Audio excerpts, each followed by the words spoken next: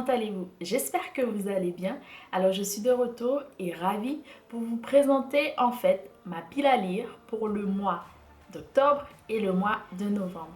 Pourquoi je décide de vous faire une pile à lire sur 2 mois? C'est parce que parmi les ouvrages que je vais vous présenter, il y a un que je vais devoir lire sur ces périodes, c'est-à-dire sur le mois d'octobre et de novembre. Et ce livre, c'est un livre qui fait l'objet du Read Atom. Je ne sais pas si vous connaissez. Je vous en ai parlé sur mon Instagram. Allez voir ça. Et je vous en dirai plus. Et d'ailleurs, je vais commencer par cet ouvrage. Alors, j'espère que vous allez bien parce que le temps commence à se refroidir. Il y a des gens qui commencent à être malades. Ça s'entend un peu à ma voix. C'est pas trop ça. Mais on va faire aller les choses. Sans plus tarder, on commence avec les ouvrages que je vais lire au mois d'octobre et de novembre.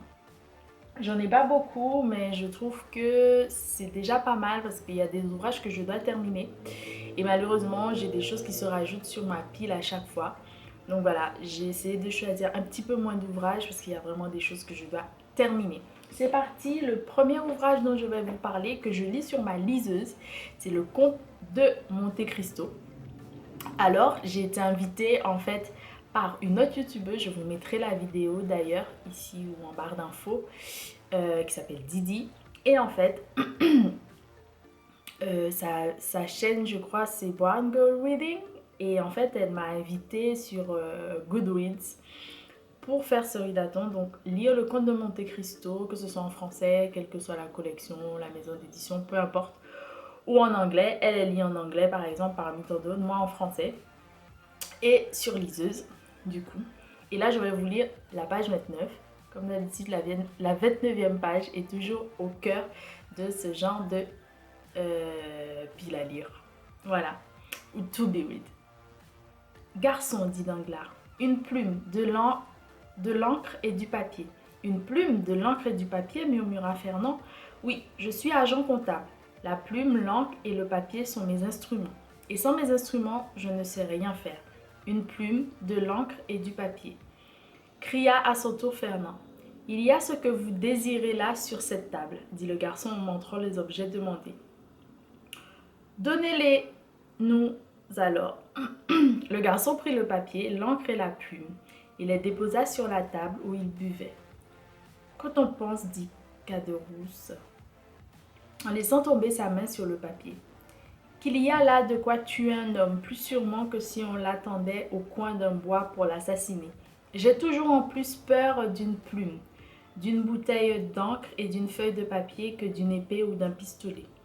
Le drôle n'est pas encore si ivre qu'il en a l'air, dit Danglars. Servez-lui donc à boire, Fernand.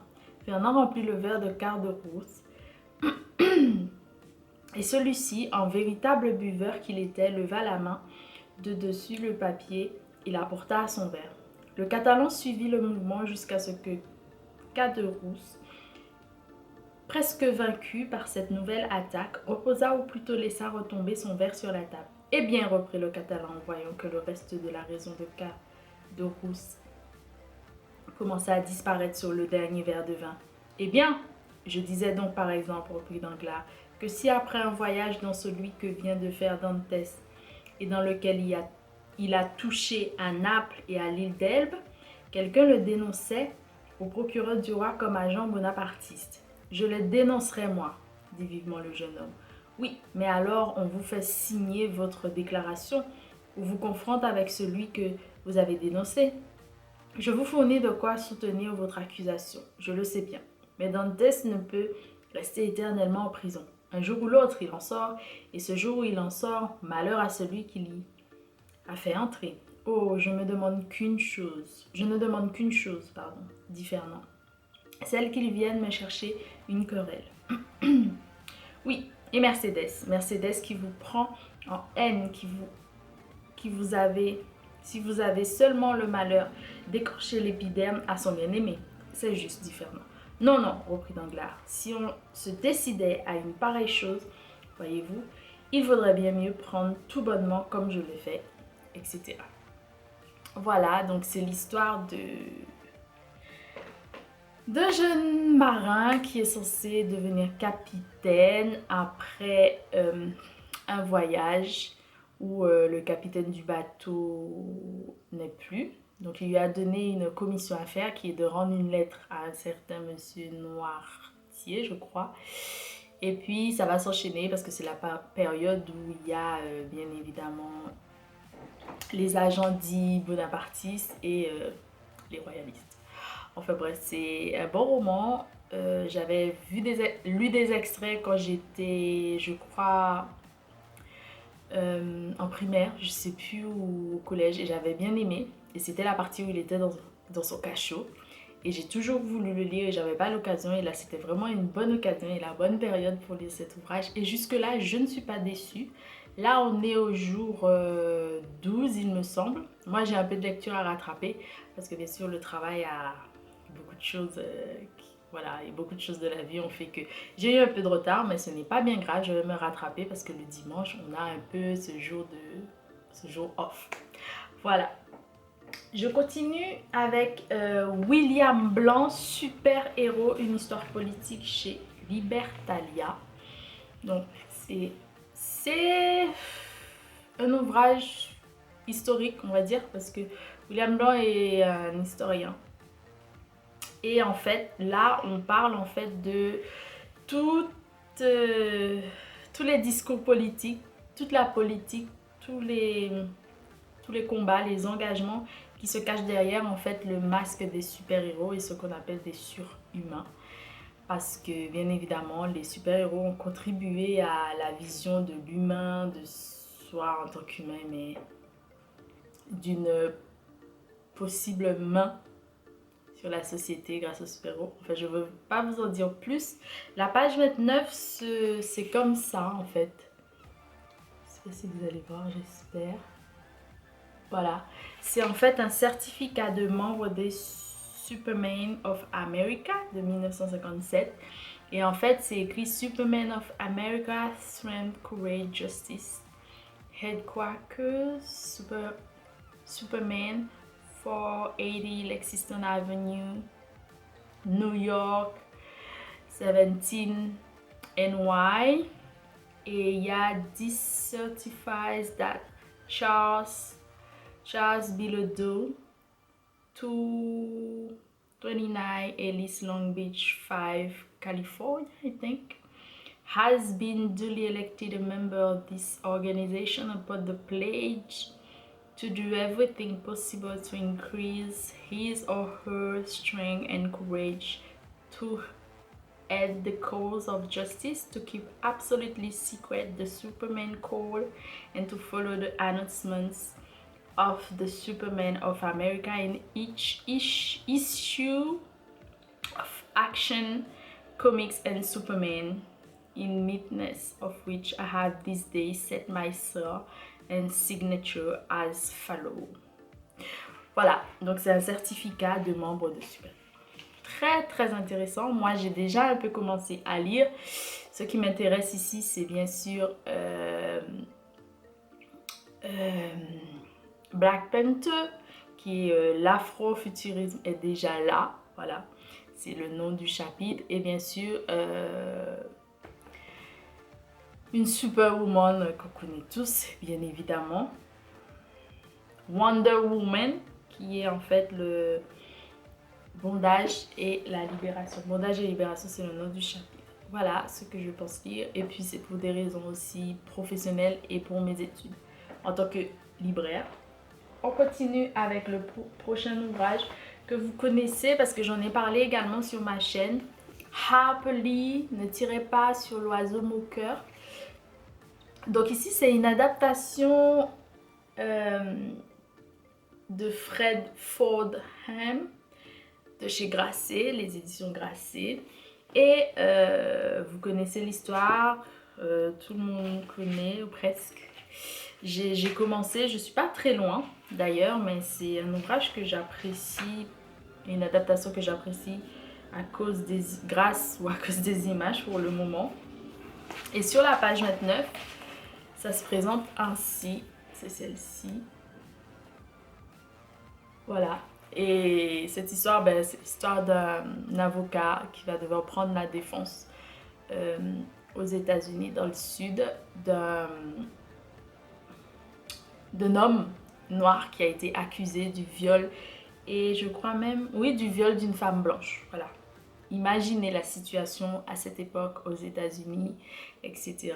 Donc, super intéressant. Et j'ai l'ouvrage, en fait, en langue originale qu'on m'avait offert il y a fort longtemps et je sais même plus où je l'ai mis. Ah oui, il est là-bas dans la pile des ouvrages que je dois vous présenter euh, sur mes livres en anglais. Voilà. Je vais vous lire donc cette page 29. C'est la raison pour laquelle je n'arrive pas à passer dans la classe supérieure, Mr. Finch. Je dois manquer l'école tous les printemps pour aider papa à sarcler. Si je connaissais particulièrement la tribu Cunningham, c'était à cause de ce qui s'était passé l'hiver précédent. Le père de Walter était l'un des clients d'Atticus. Un soir, après une assommante discussion au sujet de la saisie d'un bien mis en hypothèque, avant de s'en aller, M. Cunningham avait dit « Mr. Finch, je ne sais pas quand je pourrai vous payer. Ne vous en faites pas pour ça, Walter. Lorsque je demandai à Jem ce qu'était une hypothèque et qu'il m'eut dit que cela signifiait qu'on n'avait plus que des repas hypothétiques, je demandai à Atticus si M. Cunningham nous payerait un jour. Pas en argent, mais je serai payé avant la fin de l'année si tu vois. Nous vit. » Voilà, très intéressant que j'ai commencé et pour le moment je suis pas très loin donc j'ai pas encore d'avis à donner, mais j'aime beaucoup le dessin par exemple. Ensuite, je continue avec By the Rivers of Babylon aux éditions Zulmar que j'ai eu lors d'une rencontre avec la maison d'édition de Kay Miller, donc qui est jamaïcain. Ça parle en fait de Hagerstown. Je connais un peu l'histoire, si vous ne connaissez pas, je vous invite quand même à en chercher, ou si ça vous intéresse beaucoup, ou encore je peux vous donner un aperçu. Apparemment, Hagerstown, c'était la ville qui avait été créée par les personnes noires de couleur et les esclaves qui habitaient en Jamaïque à cette époque. Et ici, on part dans une famille de Rasta. Et un jour, ça commence avec l'histoire où la grand-mère, elle est aveugle et elle entend revenir sa petite fille. Et ce jour-là, elle se dit, mais il y a quelque chose qui va pas, c'est pas clair, tout ça. Enfin, c'est pas un bon jour. Et en fait, quand elle touche sa petite fille, elle comprend en fait qu'on a coupé les cheveux de sa petite fille. Donc si vous ne savez pas ce que ça veut dire, déjà en gros, les cheveux, quand ça se coupe, on a du mal parce qu'on donne cette symbolique aux cheveux, mais pour quelqu'un qui est rasta, c'est encore pire. Et je suis bien placée pour le savoir. Parce que si vous ne le savez pas, j'avais des dreadlocks et j'étais en quelque sorte dans cette vibe. Donc voilà. Et je vais vous lire donc la 29e page qui est très courte malheureusement parce que c'est la fin de chapitre. Mais c'est parti. Elle exhale un nuage de ganja qui les enveloppe. Elle est le garçon et tourne son visage vers les collines balafrées comme si c'était de là que venait l'histoire qu'elle s'apprête à raconter. Quant à moi, chaque petite marmaille à Augustin devrait la connaître, l'histoire du prêcheur volant. Voilà, très intéressant. Et je relis la 4e de couverture parce que c'est intéressant. Voilà. On continue avec l'ouvrage que je dois lire parce que franchement, il faut. C'est Americana que je suis en anglais à la maison, mais là je l'ai emprunté du coup en français de Chimamanda Ngozi Adichie. Je pense que beaucoup de personnes connaissent l'histoire au jour d'aujourd'hui. Si vous ne la connaissez pas, allez vous procurer tout ce qu'il faut. Je vous donnerai mon avis bien évidemment sur tous ces ouvrages après les avoir lus. Mais je ne tiens pas à me prononcer en avant. Voilà. Mais vous trouverez bien sûr plein de choses sur America. Alors, la page 29. Tu la connais demanda Aïcha en jetant un regard à la télévision. Quoi? Aïcha répéta sa question et désigna l'actrice sur l'écran. Non, dit Ifemelou. Mais tu es nigériane? Oui, mais je ne la connais pas. Aïcha fit un geste en direction de la pile de DVD sur la table. Avant trop de vaudou. Très mauvais. Maintenant le film du Nigeria, très bon. Grande belle maison.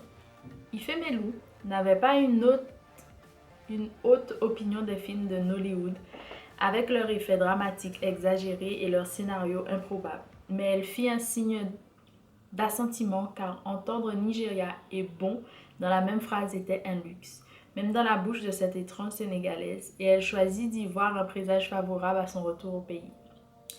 Tous ceux qu'elle avait prévenus de son retour semblaient surpris, s'attendant à une explication, et quand elle disait qu'elle le faisait uniquement parce qu'elle en avait envie, la perplexité ridait les fronts.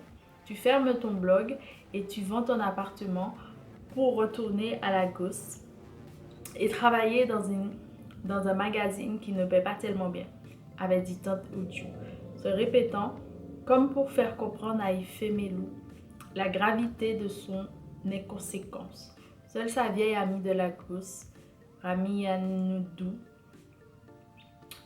avait trouvé normal qu'elle revienne. Lagos est aujourd'hui rempli de rapatriés d'Amérique et tu feras bien de revenir et de te joindre à eux. On les voit du matin au soir avec une bouteille d'eau, comme s'il avait besoin d'eux. Boire toutes les 5 minutes pour ne pas mourir de chaleur, avait-elle dit. Voilà, donc très intéressant, ça a l'air très romanesque. J'ai vraiment envie de le lire et j'espère que ça va se faire bientôt. Donc, sur ma liste pour cette fin d'année. Et voilà. J'espère que ça vous a plu. Je suis contente de revenir, bien évidemment. Je vous remercie pour les abonnements, pour les likes, pour les commentaires, etc. N'hésitez pas à me suivre sur les autres réseaux sociaux, donnez vos avis si vous avez lu l'un des livres que je viens de présenter. Et bien sûr, continuez à vous abonner, à partager les vidéos. Et merci infiniment. Je vous souhaite une très bonne journée, une très bonne soirée, peu importe, un super week-end et une bonne semaine à venir. Et je vous dis à très bientôt pour de nouvelles aventures et de nouvelles lectures. Bisous!